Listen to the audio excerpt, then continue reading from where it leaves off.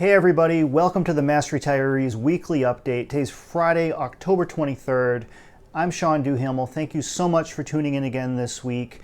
Now, we've been getting a lot of calls in the office over the past week or so, and Cheryl Stillman, our insurance coordinator, and Nancy McGovern, our legislative liaison, had a great suggestion for this week's topic. It's very, very important for all of you who are enrolled in Medicare or one day will be enrolled in Medicare to listen very closely to this information. Now, right now is the Medicare supplement and prescription drug plan open enrollment period.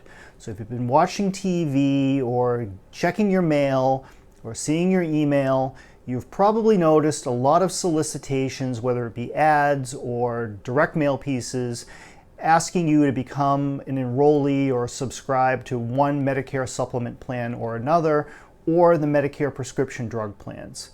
Now, long story short, do not join these plans.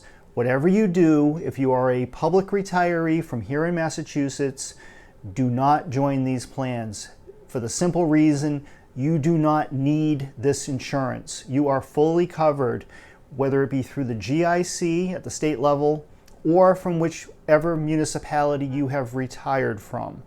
Your insurance coverage includes full prescription drug coverage, so you do not need any of these plans.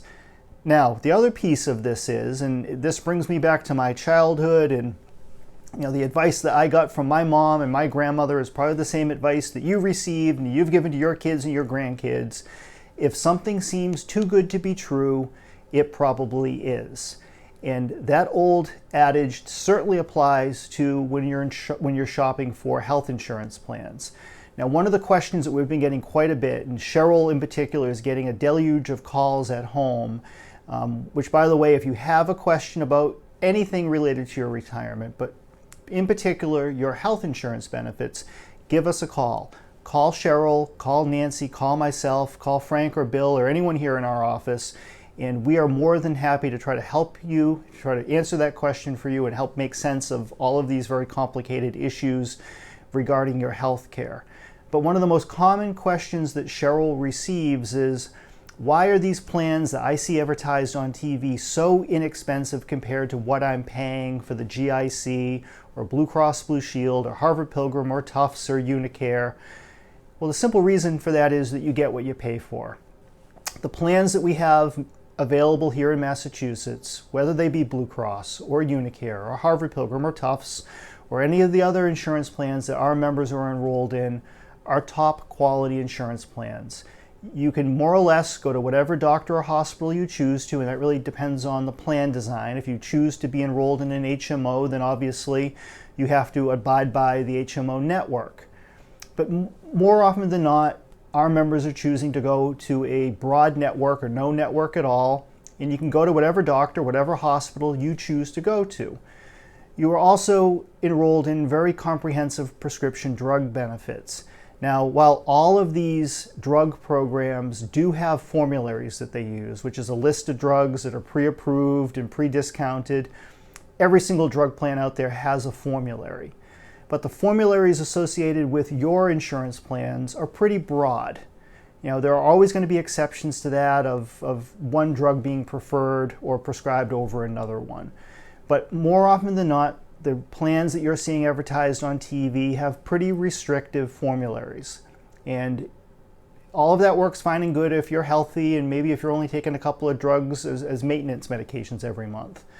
But for someone who finds themselves suddenly ill or hurt and in need of comprehensive medical care, oftentimes they find that these very inexpensive plans just simply aren't up to the task. So again, do not run out and enroll in these other plans. You don't need it. The other piece of this is, whatever you do, do not drop your GIC or your municipal health insurance.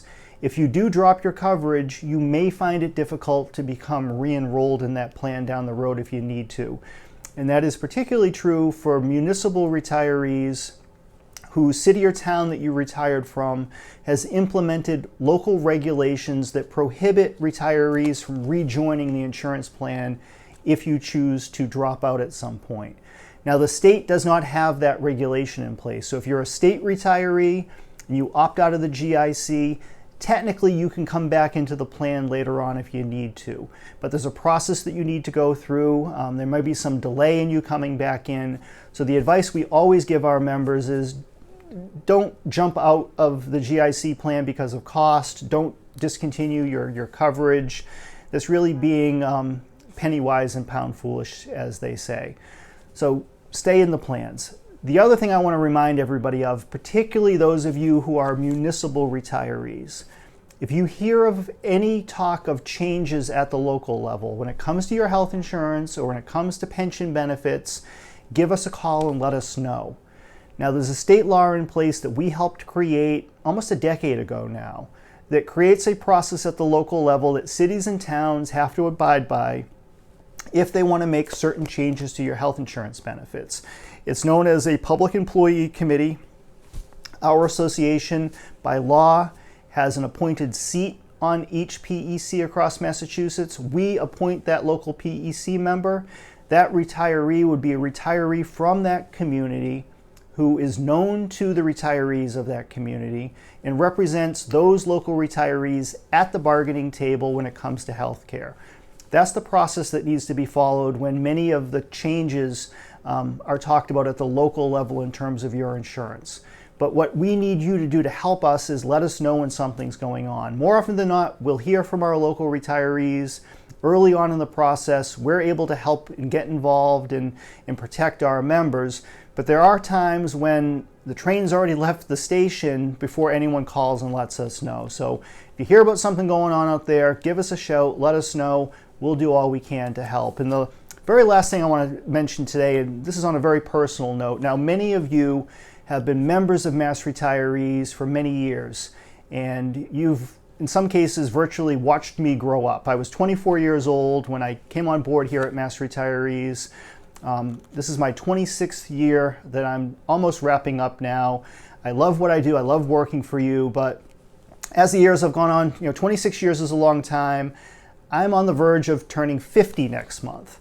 Now, the reason why I bring this up is earlier this week, my daughter Abby turned 18, and any of you who have kids or grandkids, particularly if you're the father of a daughter, you understand what I mean, that when your little girl is growing up, it makes you feel very old.